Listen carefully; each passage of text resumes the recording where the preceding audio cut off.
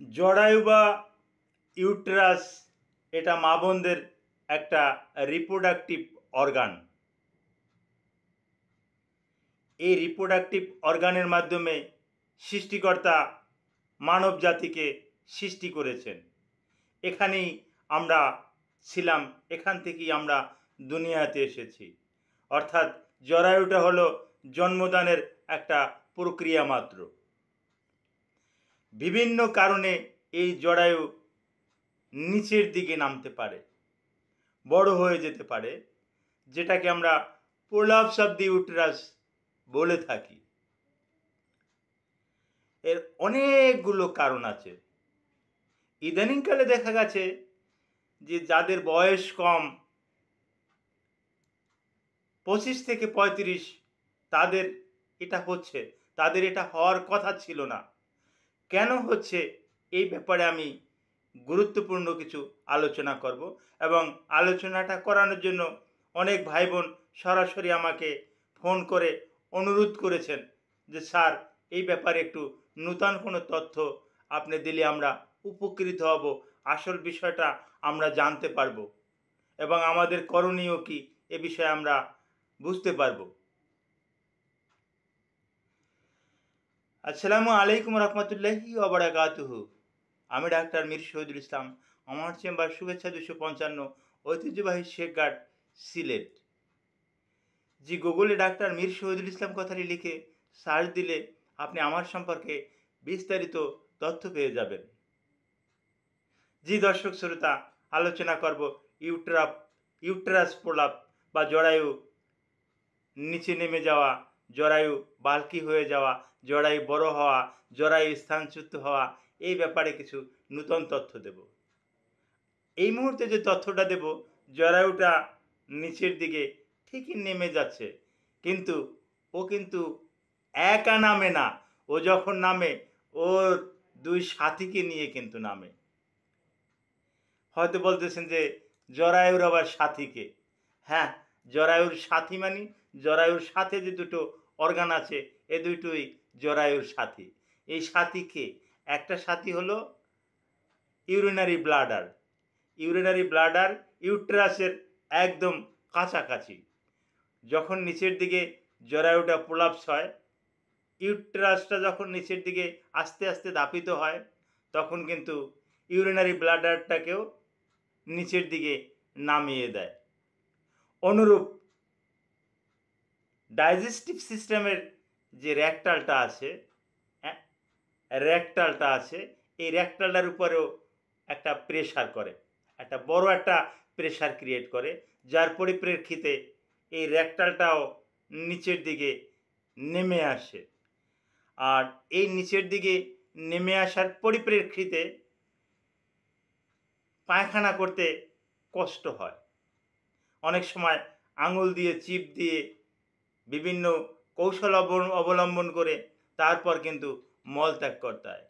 অনেকে ইউরিনারি ব্লাডারটা নিচে নেমে যাওয়ার পরিপ্রেক্ষিতে ইউরেথ্রা ওরিফিস বন্ধ হয়ে যাওয়ার উপক্রম হয়, যার পরিপ্রেক্ষিতে সে সঠিকভাবে মূত্রত্যাগ করতে পারে না, পেশাব করতে পারে না, যার পরিপ্রেক্ষিতে তার ইউরিনারি ব্লাডার হাউসফুল অনেক সময় থেকে যায়, পেশাবে ব্যথা হয়। অনেক সময় পরীক্ষা নিরীক্ষা করে দেখা যায় যে এখানে ওই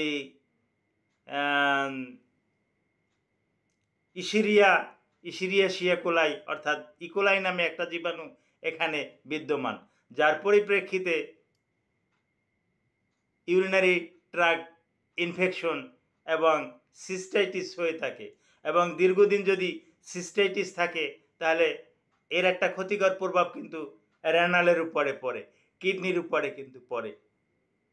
আমার কথা না, এটা কিন্তু ইউরোলজিস্টদের ভাষ্যমতে কিন্তু এই কথাটা আমি কিন্তু বলছি। তো অল্প বয়সে কেন ইউটেরাসটা নিচে নেমে যায়? এটা তো মেনোপজ উমান যারা, তাদের হওয়ার কথা।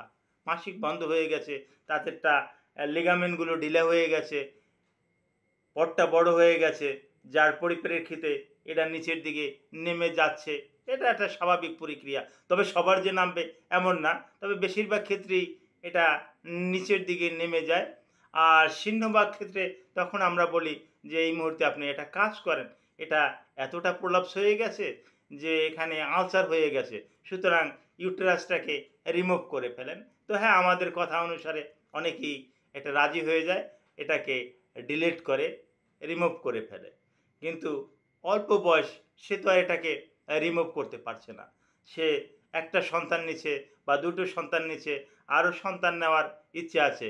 কিন্তু এই রিপ্রোডাক্টিভ অর্গানটা যদি এটাকে যদি রিমুভ করে, তাহলে সে কিভাবে আবার তৃতীয় সন্তান নেবে? সম্ভব না। সন্তান যেখানে হয় সেই থলিতেই যদি ফেলে দেয়, তাহলে তো আর সন্তান নেওয়ার কথা কল্পনাও করতে পারে না। তো হ্যাঁ, এই অল্প বয়সে যাদের এটা হয় তাদের কতগুলো লক্ষণ আমি বলি। তারা বেশিরভাগ ক্ষেত্রেই ওবেসিটিয়ান। স্বাভাবিকের চেয়েতে শরীরের ওজনটা বেশি, এটা লক্ষ্য করা গেছে। এবং একটা দুটো বাচ্চা হয়েছে, এটা নর্মাল ডেলিভারি, বাড়িতে ডেলিভারি হয়েছে, বেশ একটা টানা হেঁচড়া করা হয়েছে, যার পরিপ্রেক্ষিতে জরায়ুটা এমনি এমনি নিচের দিকে নেমে আছে। আর ওখানে বেশ কিছু ইনফেকশন হয়ে, বিশেষ করে ওই সার্ভিক্সের মুখে নেবোথিয়ান সিস্ট, ওখানে ছোট ছোট দানা আকারের খদ আমরা সরাসরি ফিজিক্যাল এক্সামিনেশনে দেখতে পাই। তো এই নেবোথিয়ান সিস্টটাও আমরা দেখতে পাই।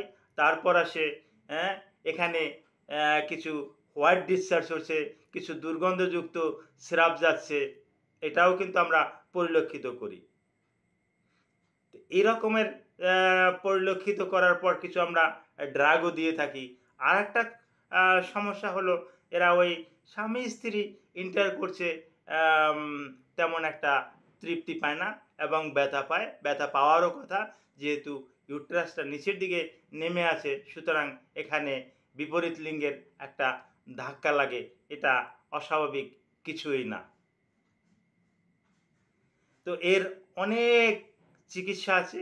এ ব্যাপারে ভিডিওর কমেন্ট বক্সে যদি আপনারা আরও বিস্তারিত কিছু জানতে চান, আমি আপনাদেরকে জানিয়ে দেব।